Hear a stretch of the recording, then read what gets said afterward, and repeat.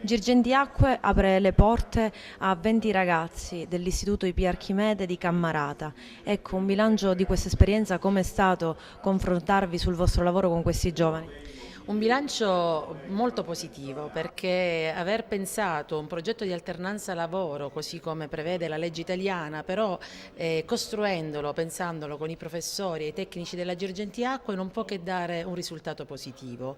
I ragazzi sono impegnati in un progetto ben definito, già hanno cominciato a fare dei sopralluoghi presso gli impianti di depurazione, a rilevare, quindi a costruire un modello di dati e informazioni che serve a loro per mettere in pratica quello che hanno studiato nei libri di scuola e serve anche alla società per prendere ulteriori informazioni rispetto ai processi intermedi all'interno degli impianti di depurazione. I ragazzi sono impegnati nel valutare dei parametri all'interno delle fasi di lavorazione di un impianto di depurazione, i parametri in ingresso e in uscita, per esempio dei nitrati, dell'ammoniaca, del CO2,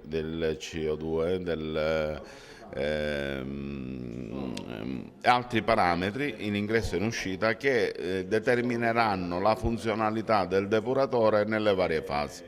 Generalmente noi siamo in obbligo di legge di presentare i parametri all'ingresso e all'uscita finale del depuratore. Noi invece attraverso l'opera dei ragazzi proprio stiamo analizzando fase per fase dell'impianto di depurazione proprio per eventualmente interagire su una fase anziché di un'altra. Per i ragazzi è un ottimo lavoro perché è un lavoro proprio di ricerca sul campo. Questo dato, oltre che ai ragazzi, servirà anche a Girgenti Acque, quindi ritengo che sia un connubio vincente tra la scuola e Girgenti Acque. Qual è la cosa che ti ha colpito maggiormente, che ti è interessato di più? Allora, questa esperienza è stata molto importante perché abbiamo capito come, diciamo, va il mondo del lavoro. Le cose che studiamo a scuola le abbiamo riportate sul campo, soprattutto quando siamo andati a visitare l'impianto in Contrada Sant'Anna ad Agrigento.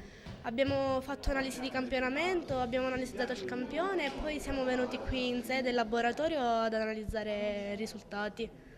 Mi ha colpito molto e devo dire che è stato di grande aiuto perché siamo in penultimo anno e quindi già dobbiamo avere una prospettiva per le idee future e un pensierino diciamo che ce lo faremo a questo ambito di lavoro.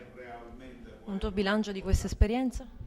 Ma importanti sono state anche le tematiche affrontate sulla sicurezza nel mondo del lavoro e soprattutto negli impianti dove ogni operatore è importante che indossi dispositivi di sicurezza individuale e rispetti anche le regole per evitare anche possibili incidenti sul lavoro.